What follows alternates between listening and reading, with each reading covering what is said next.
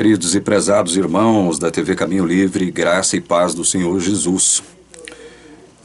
Antes de começarmos a tratar do assunto proposto, eu quero pedir para que você ore em favor do nosso irmão Paulo, lá em Caxias, Rio Grande do Sul. O Paulo se submeteu algum tempo atrás a uma cirurgia no cérebro para a retirada de um tumor. O tumor voltou a se manifestar, ele teve que novamente se submeter a uma outra cirurgia e agora ele está se recuperando, né, desta segunda cirurgia e evidentemente se submetendo a um tratamento rigoroso por conta disso. Eu peço que os irmãos orem em favor do Paulo, lá do Rio Grande do Sul, para que Deus possa ter misericórdia do Paulo, para que Deus possa fazer com que o Paulo saia dessa situação, se isto logicamente representar a vontade dele. Ok? Paulo, lá de Caxias, do Rio Grande do Sul, tá certo? Vamos orar por ele, irmãos. Meus queridos, eu quero enviar uma saudação fraterna aos meus irmãos de Angola, Iano, Salvador e todos de Angola que nos acompanham aqui na TV Caminho Livre. Quero enviar uma saudação fraterna à irmã Vilma, do Rio de Janeiro, a irmã Maria Ilza, também do Rio de Janeiro, meu querido irmão Daniel, também do Rio de Janeiro. O Daniel hoje vive na Ponte Aérea Rio-Nova York. Guilherme e toda a família em Nova York, Luciana em Los Angeles, Luiz Sotti em Paris, Miguel em Portugal, irmã Suzana na Alemanha, irmã Isabel na Bélgica, os irmãos de Cabo Verde. Também eu tenho muita audiência em Cabo Verde. O irmão Wilson Cruz, de São Paulo. Meu querido e amado irmão Joel e sua esposa, irmã Meli, lá de Campinas, São Paulo. Quero enviar um abraço fraterno ao meu irmão Ademar, em Campo Grande, Mato Grosso do Sul. Ao Tiago em Brasília, ao Márcio Rodrigo de São Paulo, ao Gabriel, com quem falei recentemente também, esqueci de onde é o Gabriel, não sei se ele é do Rio. Quero enviar um abraço fraterno aos meus irmãos do estado do Pará, pastor Sérgio Barba, da igreja presbiteriana de Belém, de uma das igrejas presbiterianas de Belém, né? O meu querido irmão Castro, Cleilson, também de Belém do Pará. Meu irmão Cícero, que está lá em Monte Dourado, próximo ali da fronteira do Pará com o Amapá. Irmão Cícero, sempre acompanhando a TV Caminho Livre. Tanta gente, né? E eu estou falando de cabeça aqui, e é difícil me recordar de todos os nomes. Quero enviar um abraço fraterno, uma saudação fraterna ao meu querido irmão, ex-pastor da Igreja Adventista, que mora lá em Londrina, no Paraná. Eu prefiro não citar o nome dele, por uma questão de respeito e porque eu não quero produzir nenhum tipo de problemas a esse meu querido irmão, que mora hoje lá em Londrina, no Paraná. É ex-pastor da Igreja Adventista do Sétimo Dia. Quero enviar uma saudação fraterna ao meu querido amigo e irmão Edvando, lá no Gama, Distrito Federal, ali próximo a Brasília, e toda a família. Enfim, uma saudação fraterna ao meu irmão Tarcísio, na Bahia, irmã Gil também na Bahia, Everton, Rio Grande do Norte, Edson, Rio Grande do Norte, Vinícius, Rio Grande do Norte, irmão Romano, em Fortaleza, no Ceará, irmão Adalberto, na Paraíba. É tanta gente, né? Tanta gente. Se eu esqueci seu nome, me perdoe, tá? Porque é tanto nome na minha cabeça que eu estou citando de memória. E deixe aí um alô para mim na seção de comentários, dizendo que você me acompanha, tá certo? Seja onde for. Irmão, nós temos alguns irmãos do Rio Grande do Sul também. Irmão Ferri, irmão Jorge Piazza, irmão Jorge do Rio Grande do Sul. Tem dois amigos, irmãos Jorge lá do Rio Grande do Sul, Jorge Piazza e o Jorge. E é tanta gente, né? A gente vai lembrando assim, na medida em que eu for lembrando, eu vou enviando uma saudação fraterna para os meus irmãos espalhados por todo o Brasil e, por que não dizer, pelo mundo afora, né? Gente, é o seguinte, o que me traz aqui mais uma vez é a questão do sábado. Por quê? Porque eu estava assistindo a um debate alguns dias atrás, debate que me foi sugerido pelo irmão Daniel, lá do Rio de Janeiro, entre um adventista e um cristão evangélico. E, obviamente, o debate girava em torno da obrigatoriedade ou não da guarda do sábado para nós cristãos, especialmente ali dentro da ótica, né, do Novo Testamento. Esse é um assunto que eu já tratei inúmeras vezes aqui, quem me acompanha sabe, mas é sempre bom a gente estar revisitando o tema. Bom, eu começo lendo o que consta em Colossenses, capítulo 2, versos 16 e 17. Colossenses 2, 16 e 17. Esse foi um dos textos citados pelo cristão evangélico para o adventista, né? Evidentemente, consolidando o fato de que no Novo Testamento não há a obrigatoriedade da guarda do sábado.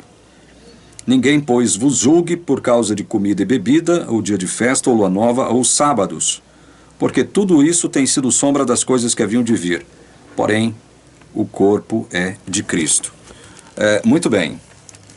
Antes de comentar os textos que nós iremos ler, dentre outros esse aqui, que é o pivô de toda a discussão, eu quero deixar bem claro uma coisa.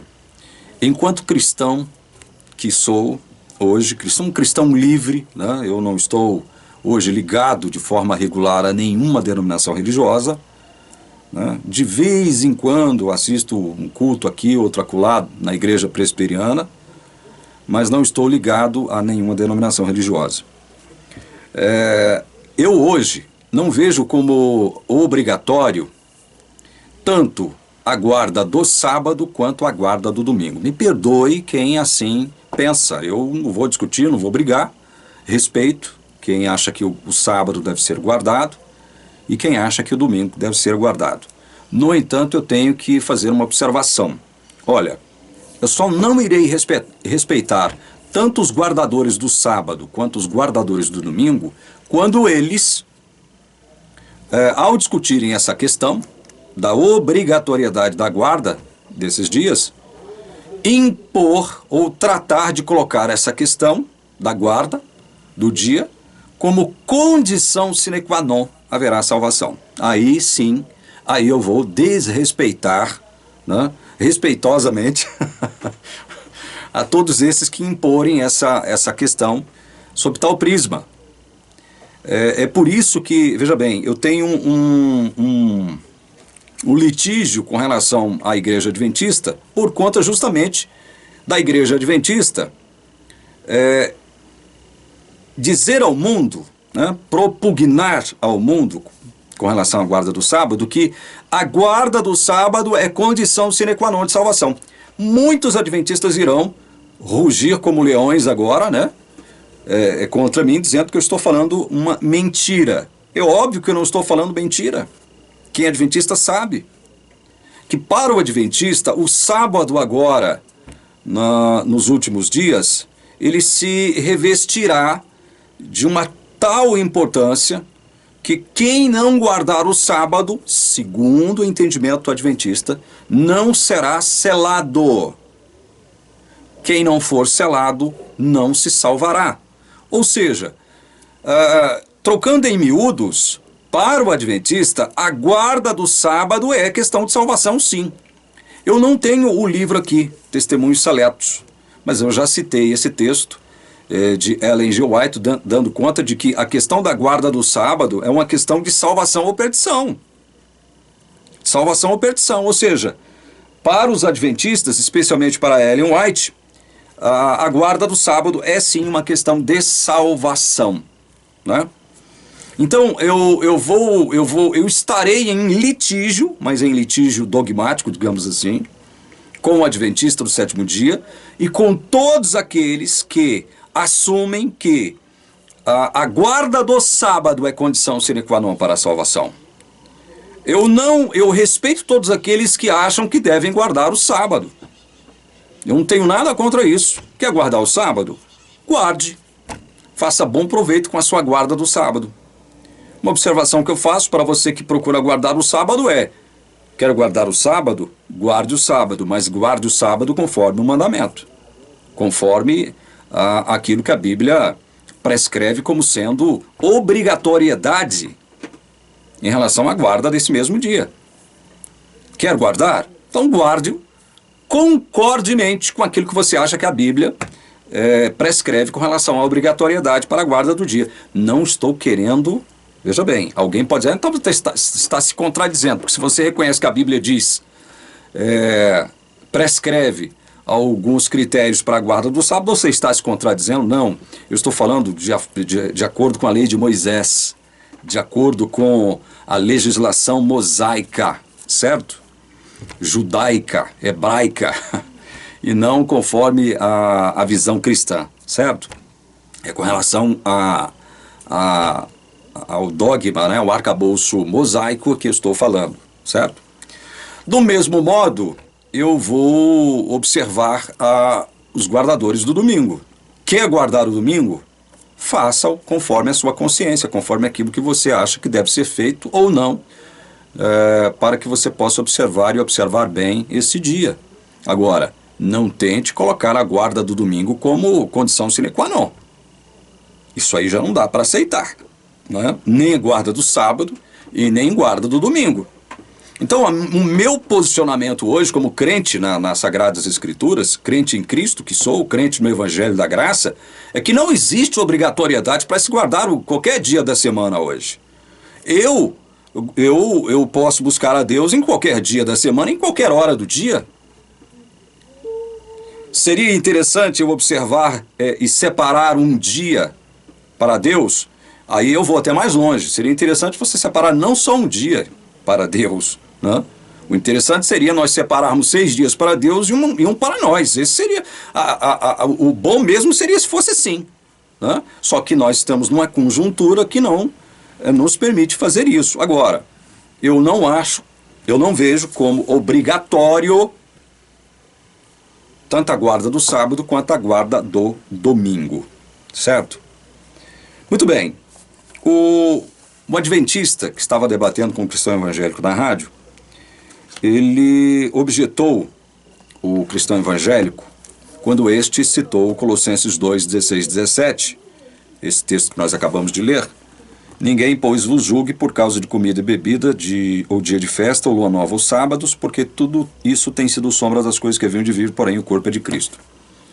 Bom, o cristão evangélico, então, disse ao adventista o seguinte: olha, tá vendo? Ninguém pode nos julgar por não guardarmos, por não observarmos o sábado. O adventista retrucou e disse o seguinte: do mesmo modo, ninguém poderá julgá-lo por causa de comida e bebida, porque o texto também trata dessa questão, comida e bebida. Eu confesso a vocês que eu nunca tinha ouvido esse argumento, e aí o adventista citou a questão de Atos capítulo 15, que é onde Lucas, o evangelista Lucas, relata que houve uma tensão, um litígio, um debate, uma discussão, um desentendimento entre judeus recém-convertidos ao cristianismo e gentios convertidos quanto à questão da obrigatoriedade da guarda da lei de Moisés. Alguns judeus provenientes de Jerusalém chegaram em Antioquia, impondo aos irmãos gentios recém-conversos lá da igreja de Antioquia a obrigatoriedade da guarda da lei de Moisés, dentre outras coisas, a circuncisão. Bom, esse assunto gerou tanta polêmica, tanto debate, tanta discussão e tanta tensão, que os irmãos decidiram enviar Paulo, Barnabé e alguns irmãos para Jerusalém, para que, junto com os demais apóstolos de Jerusalém, discutissem essa questão, colocassem isso em pratos limpos, que essa situação fosse de uma vez por todas dirimida, resolvida, para que não houvesse mais nenhum tipo de confusão em nenhuma igreja. Os irmãos foram até Jerusalém, levaram o assunto aos apóstolos, e os apóstolos, de comum acordo, decidiram não impor a obrigatoriedade da guarda da lei de Moisés aos gentios recém-convertidos. Em outras palavras, evidentemente eu tenho que enxugar esse texto e dizer o seguinte para vocês: olha, os irmãos determinaram a obrigatoriedade de observar alguns preceitos apenas, e não de toda uma carga legal relacionada à lei de Moisés aos gentios recém-convertidos ao cristianismo, né? O que ficou decidido está aqui em Atos capítulo 15, versos 19 a 21. É dito o seguinte: pelo que julgo eu, não devemos perturbar aqueles que dentre os gentios se convertem a Deus, mas escrever-lhes que se abstenham, olha só, que se abstenham das contaminações dos ídolos, bem como das relações sexuais ilícitas, da carne de animais sufocados e do sangue. Somente isso. Vocês vão aconselhar os gentios a se absterem somente dessas coisas aqui. Vamos repetir, para que fique bem claro? As contaminações dos ídolos, relações sexuais ilícitas, carne de animais estrangulados ou sufocados e do sangue. Somente acerca dessas coisas eles deveriam ser alertados que não as praticassem. Bom, a discussão que surge é o seguinte: vem cá, será somente isso que os gentios deveriam observar? E os demais mandamentos morais, né, que não era só uma questão da lei de Moisés, era uma questão ética, moral, dos demais povos também. Por exemplo, não roubar, né, não matar, não cobiçar o que é do próximo, certo? Não mentir. Então, essas coisas também eram observadas pelos gentios. É óbvio que de um modo não tão rigoroso quanto os judeus observavam as suas próprias leis. Mas haviam mandamentos morais, tanto por parte de judeus quanto de gentios também. Os judeus observavam alguns mandamentos morais, é óbvio que bem menos, né? Mas fica essa discussão. Por que então os gentios deveriam observar somente esses itens aqui? Olha, vocês não vão se meter com adoração a ídolos, né? Carne estrangulada ou sufocada, comer o sangue e relação ilícita, relação sexual ilícita. Somente isso. Quer dizer então que, por exemplo, não matar, não roubar, não adulterar. Não adulterar não, porque o relações sexuais ilícitas já impõe essa obrigatoriedade. Mas não matar, não roubar, não mentir e não cobiçar, né? Parece que fica fora disso aqui. Não, não fica fora, meus irmãos. Não fica fora, nós temos que entender isso. Os apóstolos não estavam emitindo uma credencial para que os cristãos gentios agora ficassem livres para desobedecer pai e mãe, matar, roubar, mentir ou cobiçar o que não lhe pertencia. Não é esse o sentido de Atos 15. O Atos 15 tem a ver tão somente com as supostas obrigatoriedades ou obrigação, né, imposta pelos judeus conversos ao cristianismo para os gentios. Os gentios não deveriam se submeter mais a esse grande, extenso arcabouço legal mosaico, porque isso era impossível. O próprio Pedro, se você ler todo o capítulo de Atos 15, ele vai deixar bem claro isso. Olha, nós não temos a pretensão de impor aos gentios cristãos uma carga legal que nos foi imposta pelos nossos pais e que nos era impossível carregar essa carga, né? O Espírito Santo abençoou os gentios tanto quanto nos abençoou. Do mesmo modo que o Espírito Santo nos abençoou enquanto judeus, tem abençoado os gentios. Os gentios estão passando por uma purificação pela fé, da forma como Deus também nos purificou os nossos corações pela fé. Os gentios estão sendo salvos pela graça, assim como nós também, judeus, fomos salvos pela graça. Então, Pedro, ele trabalha para tentar equacionar essa questão. Então a gente percebe que em Atos 15, a igreja de Jerusalém não estava emitindo uma chancela para que os gentios recém-conversos praticassem outros pecados ou não observassem alguns mandamentos legais e morais que deviam ser guardados e devem ser guardados por todos os cristãos na face da terra, em todo tempo, em todo lugar. Né? Não é isso que significa o texto. Mas o texto tem o foco, a ênfase do texto, é mostrar que os cristãos gentios estão, de todos os modos, desobrigados de guardar todo aquele arcabouço legal, com exceção desses itens, desses elementos expressos aqui, lá no Concílio de Jerusalém. Vocês vão se abster de adorar a ídolos, né? Vocês não devem se misturar com adoração a ídolos, carnes sufocadas ou estranguladas, né? Sangue, comer o sangue, se alimentar do sangue, se alimentar de carnes sufocadas ou estranguladas, né? Animais que foram sufocados ou estrangulados, né? E também, do que mais? De relação sexual ilícita. Interessante que aqui não entra, veja bem, aqui não entra, eles não entraram nos demais pormenores do regime alimentar kosher judaico.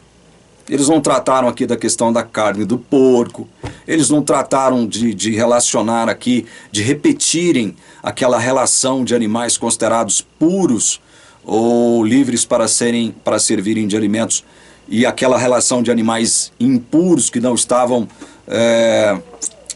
eles não estavam na conta de animais puros que deveriam servir de alimentos para o judeu. Eles não trataram de impor essa obrigatoriedade de descrever aqui uma lista de animais que seriam considerados impuros e outra lista de animais que seriam considerados puros ou livres para se comer, para se alimentar deles. Eles não impuseram essa carga aos gentios, porque não era esse o foco. Não era esse o foco. Então, se você vai para Colossenses, a história é outra. Mas antes de voltarmos para Colossenses, eu quero ler um texto que se encontra aqui no próprio Atos, capítulo 16. Olha só como é interessante a Bíblia. E a gente tem que observar essas questões relacionadas a costumes, a normas legais e mosaicas, com muito cuidado, com muito equilíbrio, bom senso, né? E procurar entender como os apóstolos trataram questões relacionadas à lei mosaica, da forma como está registrado aqui na Bíblia, especialmente aqui no Novo Testamento, né? Mas olha só, Atos capítulo 16, no versículo 3, é dito o seguinte: quis Paulo que ele é uma referência a Timóteo, fosse em sua companhia e por isso circuncidou-o por causa dos judeus daqueles lugares, pois todos sabiam que seu pai era grego. Paulo participou daquela decisão do Concílio de Jerusalém. Paulo participou. Ficou acordado ali em Jerusalém que a questão da circuncisão não era uma obrigatoriedade aos gentios. Não era. Olha, não vamos obrigar os gentios, dentre outras coisas, a se circuncidarem para serem aceitos na igreja cristã. Essa obrigação não deve ser imposta a eles. Então Paulo concordou com isso. Por que cargas d'água Paulo então agora vai e circuncida Timóteo, cuja mãe era judia, o pai era grego, era ímpio, era um gentio? Porque o próprio texto está falando, olha, quis Paulo que ele, Timóteo, né, fosse em sua companhia, por isso circuncidou, por causa dos judeus daqueles lugares. Que lugares? Os lugares onde ele estava pregando o evangelho. Em todos os lugares onde Paulo pregou o evangelho, haviam judeus. E judeus, é sabido que uma das principais ordenanças para o judeu era a ordenança da circuncisão. A ordenança da circuncisão era mais importante que a ordenança do sábado para o judeu. Tem muita gente que acha que o sábado era o mandamento mais importante para o judeu, mas não era. O sábado era um mandamento importantíssimo para o povo judeu, mas o mandamento mais importante do que o sábado era a ordenança da circuncisão, a ordenança da circuncisão. Então, nós observamos aqui que por conta de uma circunstância, né, que Paulo achou que demandaria a circuncisão de Timóteo, ele o fez, mas não por uma questão de sine qua non haverá salvação. Não foi isso. Não é essa a questão aqui. A Bíblia está deixando bem claro, certo? Olha o verso 4. Olha como é interessante a Bíblia. Olha o verso 4 aí de Atos 16. Ao passar pelas cidades, isso acerca de Paulo, tá? Ao passar pelas cidades, entregavam aos irmãos para que as observassem as decisões tomadas pelos apóstolos e presbíteros de Jerusalém. É interessante que no versículo seguinte parece que Paulo não levou a decisão do concílio de Jerusalém em consideração, mas no verso seguinte já nos é dito justamente o contrário, que Paulo, por onde ele passava, especialmente nas cidades ali da Licaônia, por onde ele passava, ele fazia aquelas observações que o concílio de Jerusalém determinou que se fizessem aos cristãos gentios. Veja só como a Bíblia é interessante. Determinadas coisas você não deve levar a ferro e a fogo, né? Você não deve levar a ferro e a fogo. Mas outros dados interessantes acerca do apóstolo Paulo que eu quero mostrar para vocês. E se encontra, mais alguns deles se encontram, tanto em Atos quanto em outros livros. Vamos primeiro para Atos 21, 26. Vamos lá, Atos 21, 26. Leia comigo. Atos 21, 26. Então Paulo, tomando aqueles homens, no dia seguinte, tendo se purificado com eles, entrou no templo, acertando o cumprimento dos dias da purificação, até que se fizesse a oferta em favor de cada um deles. Paulo em Jerusalém se reúne com um grupo de pessoas que adentram ao recinto, considerado sagrado pelos judeus, recinto do templo. E Paulo se submete às diversas cerimônias de purificação para que pudesse adorar ali, juntamente com outros judeus. Paulo se submete a essas ordenanças de purificação para estar ali no templo, no recinto sagrado do templo. É interessante isso. Ele se submete a essas ordenanças, a essas normas de purificação judaicas, a esse arcabouço legal judaico concernente à purificação para que se pudesse adorar a Deus no templo, no recinto sagrado do templo. Veja como é interessante isso. Isso acontece muito tempo depois do Concílio de Jerusalém. Paulo, mais uma vez, se submetendo a normas judaicas. E aí? Era uma questão de condição sine qua non, haverá salvação? Nada disso, meus irmãos. Era uma questão de circunstância, de bom senso do apóstolo Paulo. De bom senso. Outro texto que eu gostaria que vocês lessem relacionado a Paulo e a essa questão. Comer ou não comer? Eis a questão. Né? Romanos 14, 21 diz assim: é bom não comer carne, nem beber vinho, nem fazer qualquer outra coisa com que teu irmão venha a tropeçar, ou se ofender, ou se enfraquecer. Veja, é bom não comer carne, não beber vinho, ou fazer qualquer outra coisa que possa fazer o seu irmãozinho mais fraco tropeçar. Isso aqui é condição sine qua non, haverá salvação? Não, não é. É uma questão de bom senso. Uma questão de sensibilidade diante da fragilidade moral, emocional, psicológica do irmãozinho mais fraco. Perto dele, ou junto com ele, não coma carne. Se ele achar que comer carne é algo que vai depor contra você, não beba vinho. Se ele achar que beber vinho é algo que vai gerar uma série de conflitos entre ele e Deus, a sua visão de Deus. Não faça qualquer outra coisa que possa produzir enfraquecimento espiritual no irmãozinho, que possa deixar ele em dúvida, que possa deixar ele encalacrado. Isso é uma questão de bom senso, meus irmãos. Não é uma questão sine qua non, haverá salvação. Mas Paulo era ciente disso. E eu estou mostrando esses textos justamente para que vocês tenham isso em mente. Vamos ler outro texto, de 1 Coríntios, capítulo 8, verso 13. Leia comigo. Nunca é demais ler a palavra de Deus, especialmente quando estamos tratando de um assunto importante como esse, né? 1 Coríntios, capítulo 8, verso 13, diz assim: e por isso, se a comida serve de escândalo a meu irmão, nunca mais comerei carne, para que não venha a escandalizá-lo.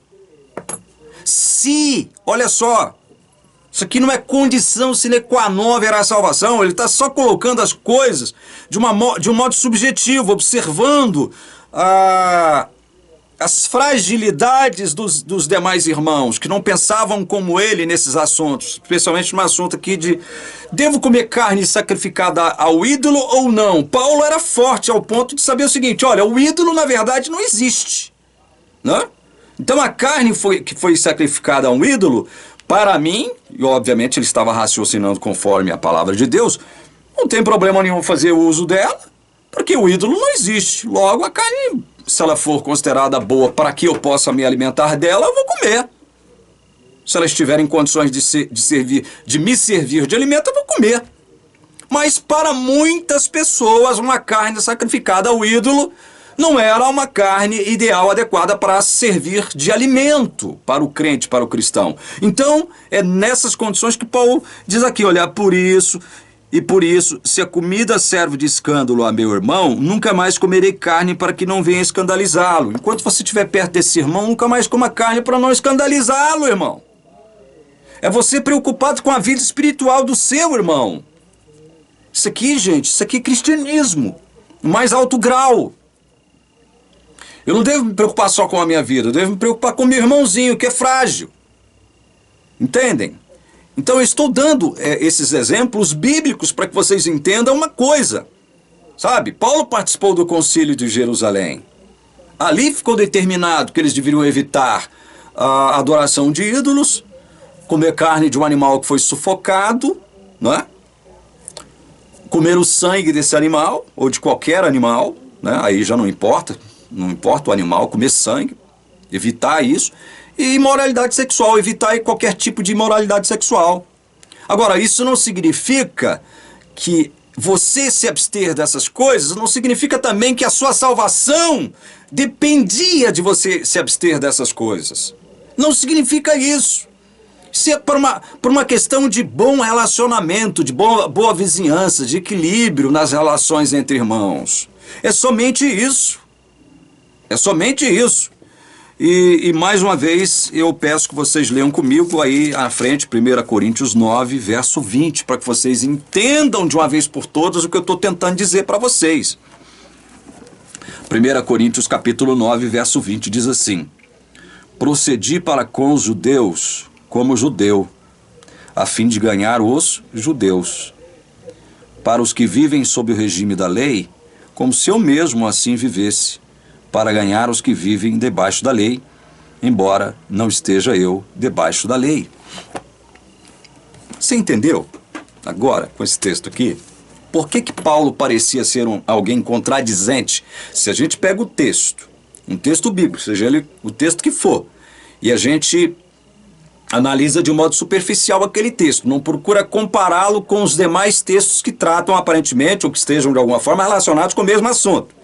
Se você não procura tomar como base esses outros textos, e se você procura se encastelar de forma rasa, superficial, em torno de um texto apenas, você estará propenso a errar.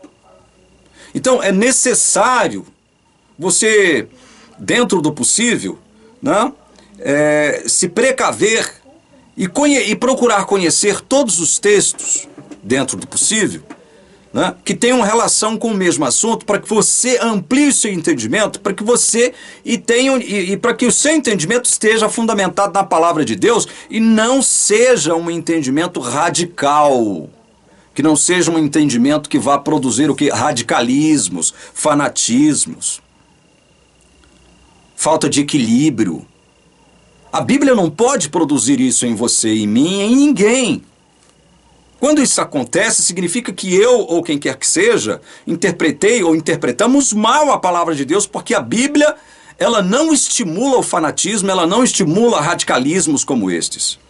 Pelo contrário, a Bíblia nos mostra, a Bíblia evidencia muito bom senso e equilíbrio em muitos assuntos. Em alguns a Bíblia é taxativa, ela deixa claro, é sim, sim, não, não.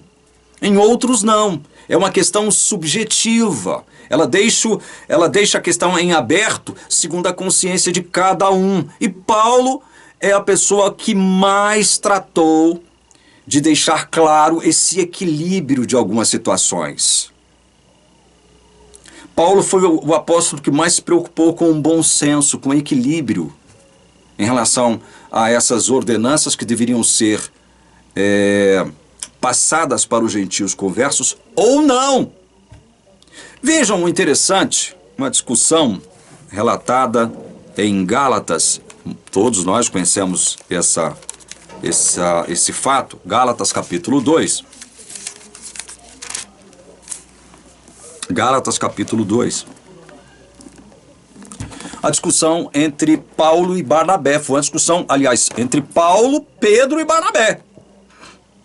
Paulo chega ali, né, na Galácia. E aqui, olha, eu quero ler aqui Gálatas 2, do verso 1 em diante, para a gente contextualizar, para deixar bem claro aqui, né, qual é o ponto que eu gostaria de enfatizar aqui, corroborando esse ponto de vista que eu já estou tratando com vocês desde o início do vídeo. Gálatas 2, 1 em diante. 14 anos depois, subi outra vez a Jerusalém com Barnabé, levando também a Tito. Subi em obediência a uma revelação e lhes expus o evangelho que prego entre os gentios, mas, em particular, aos que pareciam de maior influência, para de algum modo não correr ou ter corrido em vão. Contudo, nem mesmo Tito, que estava comigo, sendo grego, foi constrangido a circuncidar-se. Interessante isso aqui. Ele não constrangeu Tito a se circuncidar, mas circuncidou Timóteo. Interessante isso, né? Com relação a Tito, ele não achou que seria interessante circuncidar a Tito, né? Por isso não fez e nem constrangeu Tito, não forçou, não obrigou Tito a se circuncidar para fazer parte da comunidade cristã. Verso 4. E isto por causa dos falsos irmãos que se entremeteram com o fim de espreitar a nossa liberdade que temos em Cristo Jesus e reduzir-nos à escravidão. Percebam que essa questão de falsos irmãos já é uma questão bem antiga, né? Falsos crentes, falsos irmãos, falsos apóstolos, né? Falsos discípulos, entremetidos no meio dos irmãos verdadeiros. É o joio no meio do trigo, né? Verso 5. Aos quais nem ainda por uma hora nos submetemos para que a verdade do Evangelho permanecesse entre vós. E quanto àqueles que pareciam ser de maior influência, quais tenham sido outrora não me interessa, Deus não aceita a aparência do homem, esses, digo que me pareciam ser alguma coisa, nada me acrescentaram. Antes, pelo contrário, quando viram que o evangelho da incircuncisão me fora confiado, como a Pedro o da circuncisão, pois aquele que operou eficazmente em Pedro para o apostolado da circuncisão também operou eficazmente em mim para com gentios, e quando conheceram a graça que me foi dada, Tiago, Cefas e João, que eram reputados colunas, me estenderam a mim, a Barnabé, a destra da comunhão, a fim de que nós fôssemos para os gentios e eles para a circuncisão, recomendando-nos somente que nos lembrássemos dos pobres, o que também me esforcei por fazer. Nós sabemos que, quando ele diz isso aqui,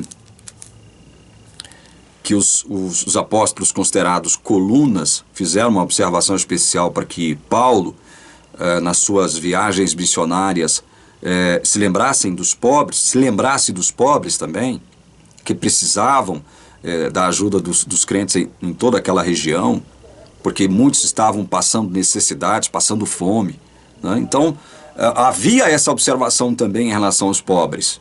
Ali no Concílio de Jerusalém, isso não aparece, isso não aparece ali, né? Mas significa que aquele Concílio de Jerusalém tratou de estabelecer tudo aquilo que era obrigatório e não era obrigatório os gentios fazerem? Não. A ênfase está num determinado ponto ali. Não significa que tudo aquilo que foi determinado ali era aquilo e somente aquilo que os gentios recém-conversos com o qual os gentios deveriam se preocupar. Os gentios recém-conversos deveriam se preocupar. Entendem? Verso 11 em diante. Quando, porém, Cefas veio a Antioquia, resisti-lhe face a face porque se tornara repreensível. Cefas é Pedro. Com efeito, antes de chegarem alguns da parte de Tiago, comia com os gentios. Quando, porém, chegaram alguns da parte de Tiago, lá de Jerusalém, afastou-se e, por fim, veio a apartar-se, temendo os da circuncisão. E também os demais judeus dissimularam com ele, a ponto de o próprio Barnabé ter se deixado levar pela dissimulação deles. Quando, porém, vi que não procediam corretamente, segundo a verdade do Evangelho, disse a Cefas, na presença de todos: Se sendo tu judeu, vives como gentio e não como judeu, por que obrigas os gentios a viverem como judeus? Foi essa discussão que Paulo teve com Pedro, envolvendo inclusive Barnabé, com alguns judeus. Pedro, longe dos apóstolos de Jerusalém, vivia como gentio, né? Comia com gentios, se relacionava normalmente com gentios, não havia nenhum tipo de preocupação cerimonial, né? Entre Pedro e os gentios, se relacionava livremente com os gentios, mas aí bastou os emissários de Tiago virem de Jerusalém com uma turma de judeus, e aí Pedro e Barnabé já, né, se afastaram dos gentios. Opa, você para lá e eu para cá. Ou seja, aí Paulo, né, vendo aquilo, chega em Pedro e lhe dá uma reprimenda, uma dura, né? Mas vem cá, Pedro, me conta a história. Que negócio é esse aí que eu tô vendo aqui agora você fazer? Que atitude é essa? Você, né, distante dos emissários de Tiago, lá de Jerusalém, convivia normalmente com o gentio, comia com eles, se relacionava normalmente com eles, você é judeu e vive como gentil. Por que quando os emissários de Tiago chegaram, você, Barnabé e um bando de judeus hipócritas agora estão se afastando dos gentios e querem obrigá-los a viver como judeus? Se você, judeu, vive como gentil, por que você, enquanto judeu, quer obrigá-los se você vive como gentil, por que você quer obrigar os gentios a verem como judeus? Esse é o questionamento de Paulo. Então não havia nenhuma lógica nessa questão. Vocês percebem que era uma questão melindrosa ainda, né? Essa tensão entre judeus convertidos ao cristianismo e gentios. Essa tensão, ela perpassou basicamente todo o período da história da igreja primitiva. Boa parte do que Paulo escreveu tem como pano de fundo essa tensão entre judeus convertidos e gentios convertidos. Isso é um fato, isso é fato. Eu não estou trabalhando em cima de cotovelogia, não, certo? Voltemos para Colossenses. Bom, o que estava acontecendo em Colossenses mesmo, para a gente se situar? O que estava acontecendo em Colossenses? Na igreja de Colossos, que Paulo não conhecia pessoalmente, não foi Paulo que pregou o evangelho na igreja de Colossos, na igreja de Laodiceia e na igreja de Hierápolis. Essas 3 igrejas surgiram com base no ministério de um discípulo de Paulo chamado Epáfras. Por conta desse mesmo Epáfras, Paulo recebe a notícia de que essas igrejas desses lugares, especialmente a igreja de Colossos, estava sendo atormentada por um grupo muito distinto de judeus.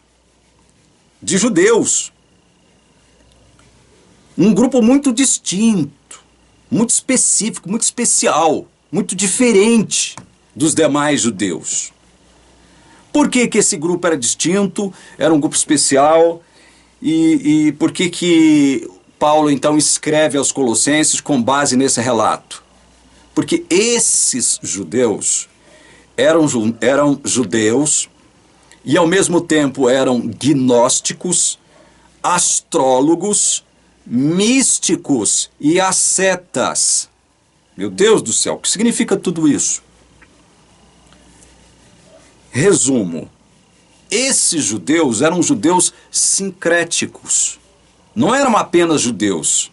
Enquanto judeus, observadores do arcabouço legal mosaico, eles assimilaram para si mesmos elementos da filosofia grega, da religiosidade grega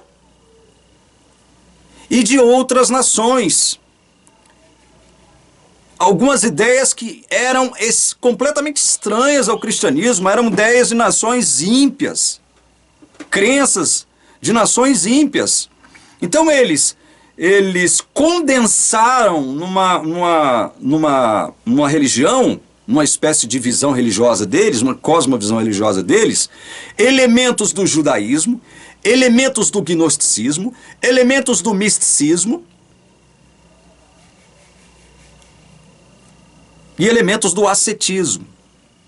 Eles propugnavam, além do arcabouço mosaico, a obrigatoriedade dos crentes em Colossos observarem conceitos astrológicos, conceitos místicos e ascetas. Ou seja, olha, vocês para se relacionarem bem com Deus e obterem a vossa salvação, vocês têm que agora começar a prestar atenção aos seres celestiais, aos espíritos, né, que vocês não enxergam, mas que existem, são elementos, né, da espiritualidade cultica, misteriosa, oculta. Os anjos, por exemplo, os anjos fazem a intermediação entre vocês e Deus. Vocês precisam prestar um culto aos anjos, né? Vocês necessitam agora observarem certas posturas ascetas, ou seja, não comerem determinadas coisas, não praticarem determinadas ações. Vocês devem promover jejuns, algum tipo de jejum voltado para a captação de uma energia espiritual que vem dos astros, dos planetas, das estrelas. Era, gente, uma coisa terrível e espantosa que estava acontecendo ali em Colossos, né? Esse fim de semana eu estava detido na leitura de um livro que trata dessa questão. É um livro do pastor Augustus Nicodemos. É um livro que eu recomendo a você. É esse livro aqui, ó. É um livrinho fácil de ler, você está vendo? A supremacia e a suficiência de Cristo, a mensagem de Colossenses para a igreja de hoje. Eu recomendo a leitura desse livro para que você possa entender as razões pelas quais Paulo escreveu a carta à igreja dos Colossenses, tá? Então, o que a gente poderia observar ali, né, esse panorama ali de Colossos, era caracterizado, olha só, por um fundo religio histórico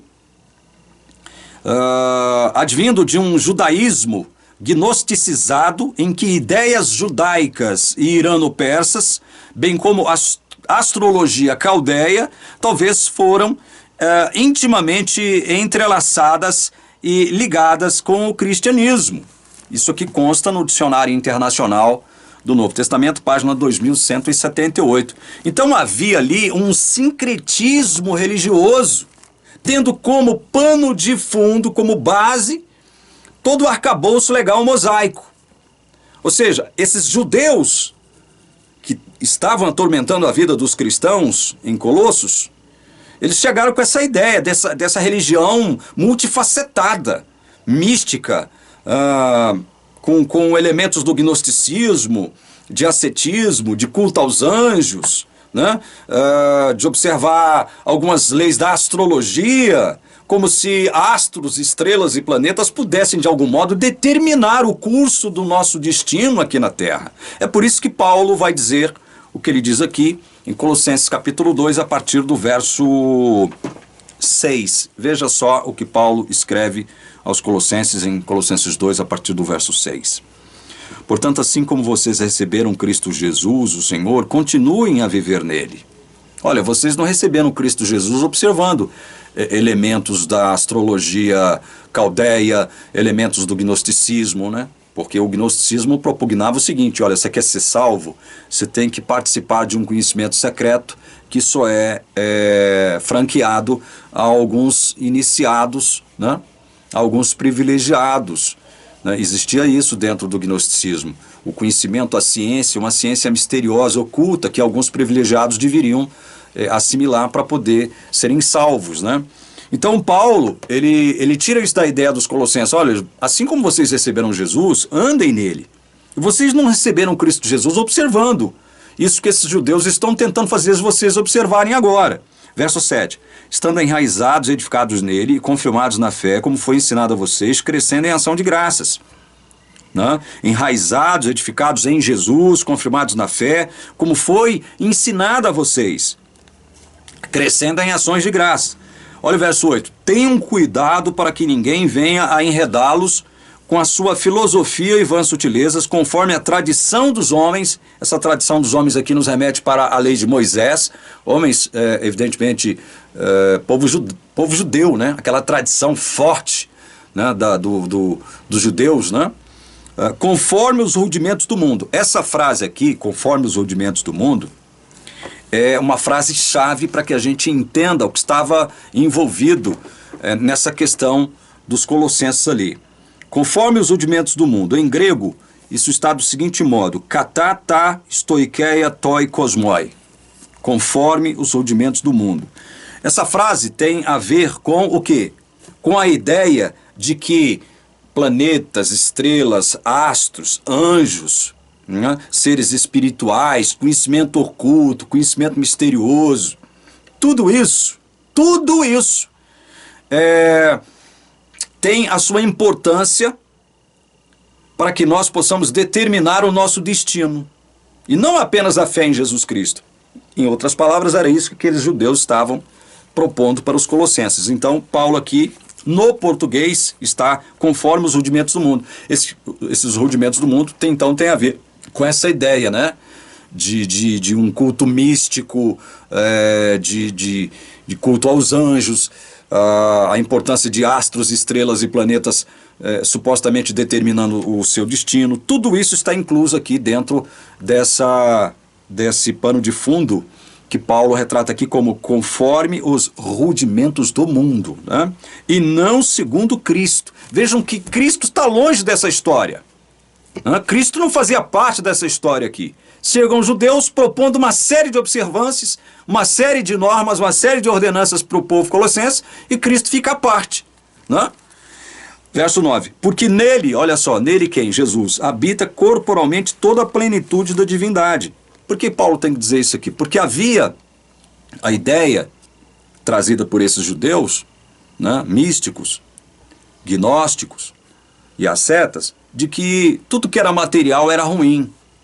Era o chamado dualismo neoplatônico, né? A matéria é ruim, o espiritual, o abstrato é que é o bom, é que é o santo, é que é o puro, né? Então, por isso Paulo tem que tratar da questão do corpo de Cristo, né? Cristo foi puro, santo, corporalmente puro e santo, corporalmente divino, toda a plenitude da divindade habitava nele. Olha, porque nele habita corporalmente toda a plenitude da divindade. Plenitude é outra palavra, com a qual, outro termo, outra expressão, com a qual esses religiosos, né, tratavam. Plenitude tinha um sentido de pleroma, né, aquilo que estava entre o céu e a terra e que acabava determinando o destino dos homens, astros, planetas, anjos, seres espirituais, enfim, tudo isso. Verso 10, também nele, em Cristo, né, vocês receberam uma plenitude. Vejam, é em Cristo que nós também recebemos a plenitude. Ele é o cabeça de todo principado e potestade. Veja, Paulo trata de colocar Jesus como cabeça de todo principado e potestade. Por quê? Porque esses judeus que agora estavam atormentando a vida dos colossenses, né, vieram com essa ideia também. Olha, vocês têm que prestar culto, uma adoração aos anjos. Vocês têm que observar agora a existência de seres espirituais, né, de astros, de planetas e de estrelas, né, porque isso acaba determinando o seu destino. Vocês têm que observarem algumas regras, algumas normas e ordenanças para que vocês possam se adequar a essa cosmovisão cósmica, espiritualizada, né? Por isso é que Paulo diz o que ele diz. Olha, Jesus é o cabeça de todo principado e potestade. E nele vocês já alcançaram a plenitude. Por isso que Paulo está dizendo isso. Verso 11. Nele também vocês foram circuncidados, não com a circuncisão feita por mãos humanas, mas pela remoção do corpo da carne, que é a circuncisão de Cristo, tendo sido sepultados juntamente com ele no batismo, no qual vocês também foram ressuscitados por meio da fé no poder de Deus, que o ressuscitou dentre os mortos. Paulo cita a questão da circuncisão aqui, mas ela não foi uma questão tão proeminente aqui nessa circunstância, não é? Mas ele cita, olha, essa circuncisão, né, pela qual devem passar todos os judeus, né? Vocês agora não precisam mais se submeter a ela. A circuncisão que vale é o despojamento da carne, dessa natureza carnal, né? Produzida pelo Espírito Santo em nós, quando nós nos convertemos, quando nós nos batizamos. Nós morremos com Cristo e ressuscitamos com Ele, né? É essa a circuncisão do coração, a circuncisão espiritual que vale, e não o corte do prepúcio ali, carnal, né? Como se isso fosse alguma coisa importante para Deus, ou seja, mais uma condição sine qua non haveria salvação. Então Paulo tem que tratar disso. Aí ele continua, verso 13: e quando vocês estavam mortos nos seus pecados e na incircuncisão da carne, ele lhes deu vida juntamente com Cristo, perdoando todos os nossos pecados. Veja o que Paulo diz aqui, que é interessante. Quando eles estavam na incircuncisão, né, da carne, estavam mortos nos seus delitos e pecados, Deus em Cristo lhes concedeu vida. Foi Deus em Cristo que lhes concedeu vida. Eles não precisaram, para receberem vida de Deus, desse Deus maravilhoso através de Cristo, eles não precisaram se submeter a essas normas, a essas ordenanças, né, a esse sincretismo religioso, preconizado através de uma série de ordenanças, envolvendo aí seres espirituais, planetas, astros, estrelas, né? Elementos do gnosticismo. Não precisavam se isolar do mundo, como muitos se isolam nos mosteiros, né? Como se isso fosse resolver a sua vida, como se isso fosse fazer com que todas as fragilidades e fraquezas da carne pudessem ser vencidas através disso, né? Nada disso. Então, Paulo deixa isso bem claro. O verso 14 diz assim, acerca de Deus, né? Cancelando o escrito de dívida que era contra nós e que constava de ordenanças, o qual nos era prejudicial, removeu-o inteiramente, cravando-o na cruz. Como é que Deus, então, perdoou os pecados desse povo? Cancelando o escrito de dívida, que constava de ordenanças, cravando esse escrito de dívidas na cruz. 613 mandamentos. Era isso o total de ordenanças, normas e regras que o povo judeu era obrigado a observar de forma perfeita, de modo perfeito. Pedro, lá em Atos capítulo 15, já deixou claro o seguinte, olha, nem nós, nem ninguém, nunca conseguimos alcançar esse ideal, né? De observar de modo perfeito e íntegro todo esse arcabouço legal mosaico. Então, esse arcabouço legal mosaico foi todo ele cravado na cruz. Todo ele cravado na cruz. Foi desse modo que Deus, em Cristo, perdoou os nossos pecados. Daqui a pouco eu quero fazer uma observação em relação a essa questão das ordenanças cravadas na cruz, tá? Esse escrito de dívidas. Por que o escrito de dívidas? Porque você estava em falta com esse escrito de dívidas. Porque você pecou contra esse escrito de dívidas. Você transgrediu esse escrito, essas ordenanças. E agora essas ordenanças se transformaram em escrito de dívida. Era uma espécie de nota promissória que você teria que pagar e você não tinha como pagar. Teria como pagar morrendo, mas não vivendo. Não tinha como pagar vivendo. Pagar e continuar vivendo. Não. Por isso é que Jesus, para perdoar esse escrito, nos perdoar de todos os pecados que nos eram cobrados por esse escrito de dívida, ele teve que morrer na cruz, assumindo esses mesmos pecados. Foi dessa forma que Cristo perdoou todos os nossos pecados. E cancelou esse escrito de dívida que era contra nós. Essas notas promissórias que nós deveríamos pagar. Cristo cancelou isso e cravou isso na cruz. Certo? É isso que o texto de Colossenses 2,14 está dizendo. Verso 15. E despojando os principados e as potestades, publicamente os expôs ao desprezo, triunfando sobre eles na cruz. Veja, vocês não precisam observar essas regras que esses judaizantes, sincréticos, gnósticos e ascetas estão tentando impor sobre vocês, não. Por que não? Porque na cruz, Cristo já expôs esses principados e potestades ao desprezo eterno, né? Eles estão envergonhados por conta daquilo que Cristo fez na cruz. Todos eles foram derrotados na cruz. É por isso que Paulo chama a atenção dos colossenses. Todos esses principados e potestades já foram derrotados na cruz. Verso 16. Depois de dizer isso, ele vai dizer, olha, portanto, isso aqui é o resumo da ópera, gente, isso aqui é importante. Portanto, que ninguém, veja bem, ninguém vos julgue, ou seja, vos Não é só criticar, não. É condenar, tá? O sentido do julgue aqui. Ninguém vos julgue, crineto. Ninguém vos julgue, ou julgue vocês por causa de comida e bebida. Ou dia de festa, ou lua nova, ou sábados. Aí eu faço uma pergunta aqui. E se os colossenses desejassem comer animal estrangulado, comer sangue de uma carne sacrificada ao ídolo, o que vocês acham? Perderiam a salvação por conta disso? O que vocês acham? Não, não perderiam a salvação por conta disso. Estavam livres para fazerem isso? Segundo o Concílio de Jerusalém, não. Não é sabido se Paulo, em algum momento, através do próprio Epáfras, né, que constituiu aquela igreja através do seu ministério, igreja de Colossos, se em algum momento Epáfras transmitiu aquela decisão do Concílio de Jerusalém aos crentes em Colossenses. Não é sabido, isso não nos foi revelado. Mas o que eu estou querendo colocar aqui é algo que nós já estamos tratando, inclusive com o exemplo do próprio Paulo.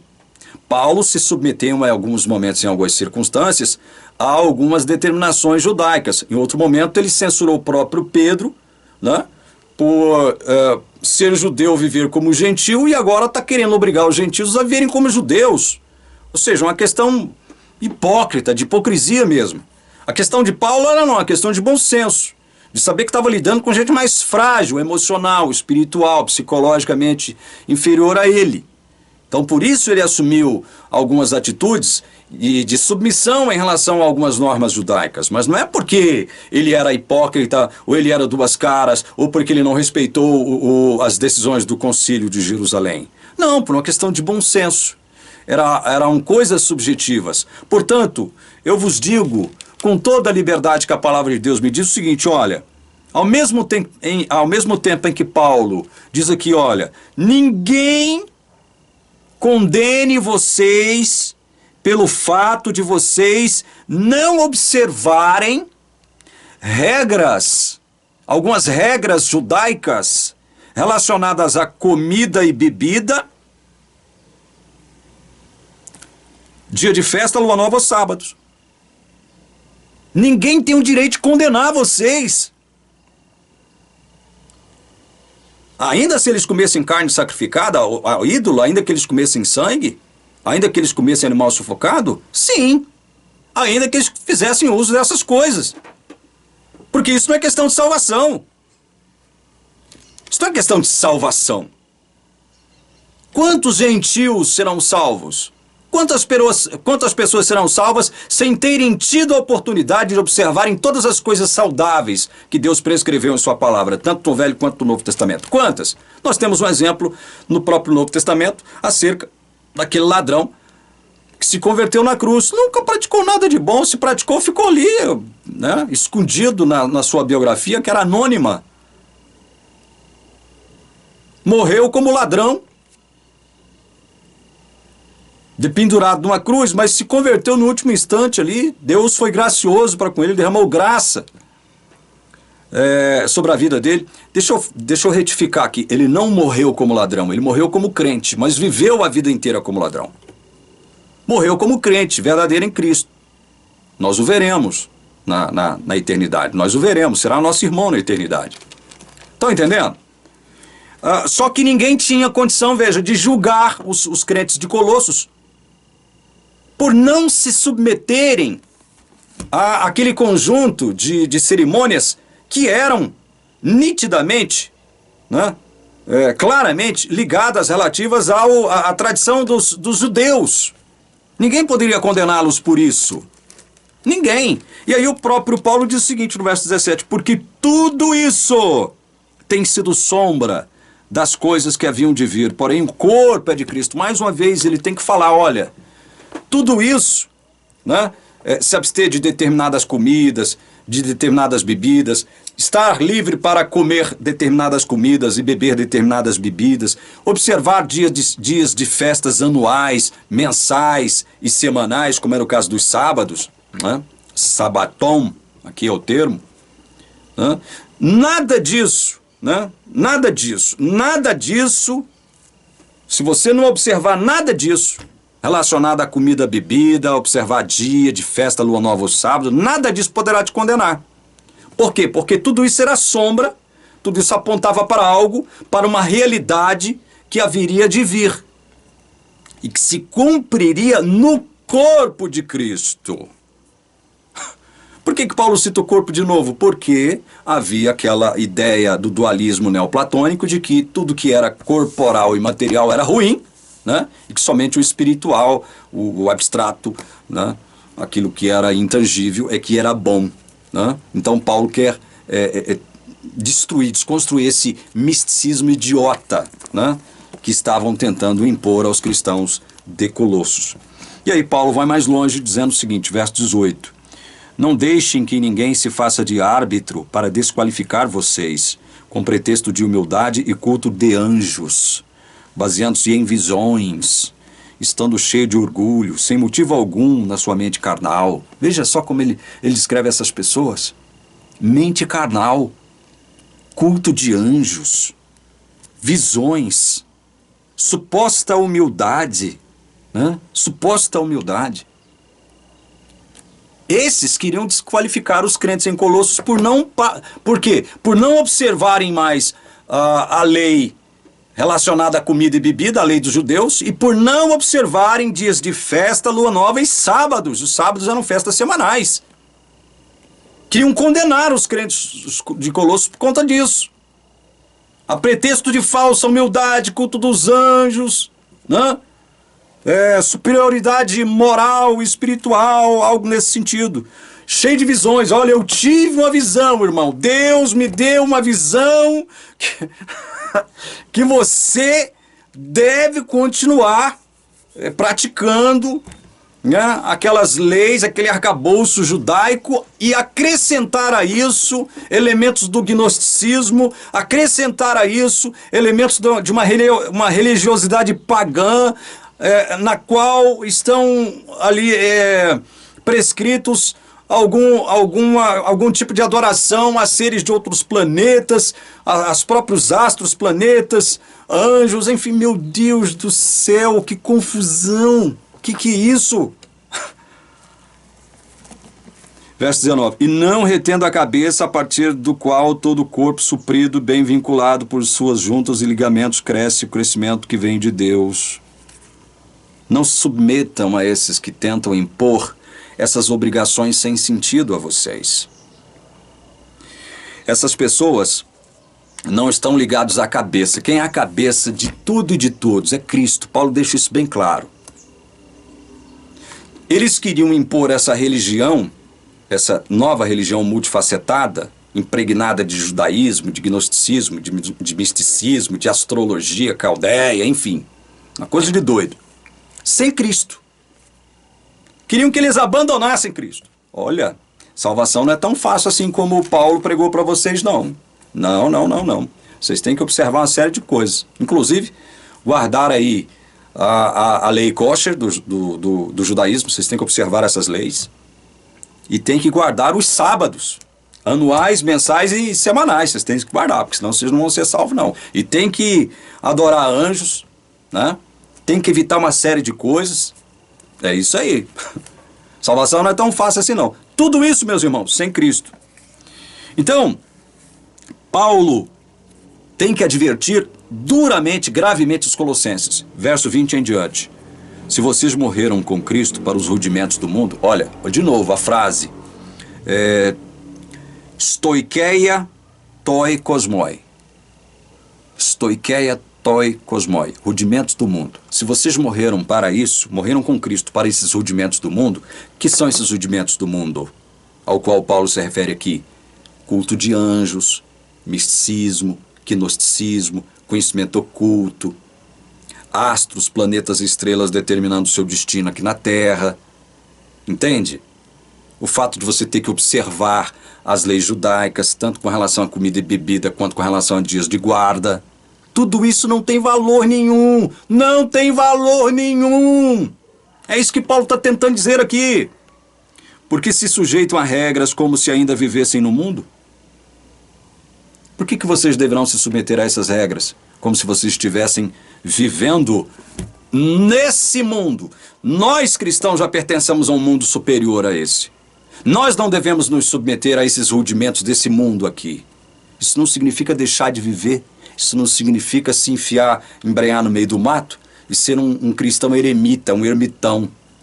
Isso não vai resolver a nossa situação também, né? Uma coisa é uma coisa, outra coisa é outra coisa. Tem que ter um equilíbrio, tem que ter bom senso. Não é mesmo?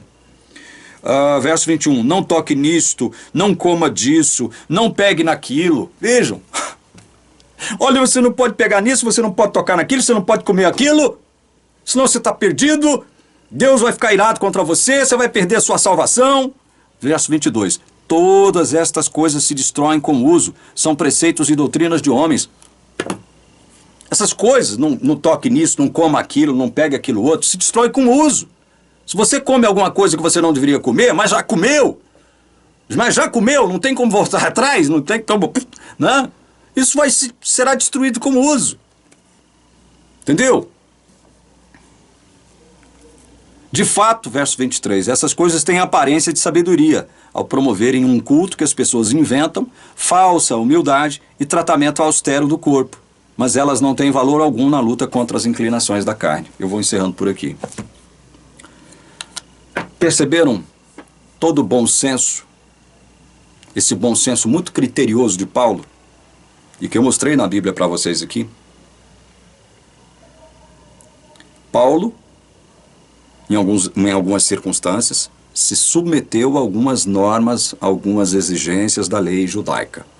Mas por quê? Porque era condição sine qua non para a salvação? Claro que não. Porque, como ele mesmo disse, em 1 Coríntios 9, verso 20, em determinadas circunstâncias ele se fez judeu para ganhar os judeus. Se fez como um daqueles observadores da lei judaica para ganhar os que estavam debaixo dessa lei judaica. E não porque ele consentia com isso. Fazia parte da estratégia de Paulo agir desse modo. Isso significava hipocrisia? Cristão de duas caras? Não. Esse era o grande apóstolo Paulo, sendo guiado, dirigido e inspirado pelo Espírito Santo de Deus. O mesmo que nos guia, nos orienta e nos inspira quando nós estudamos a sua palavra. Que as bênçãos de Deus estejam sobre você e sua família, em nome de Jesus. Amém.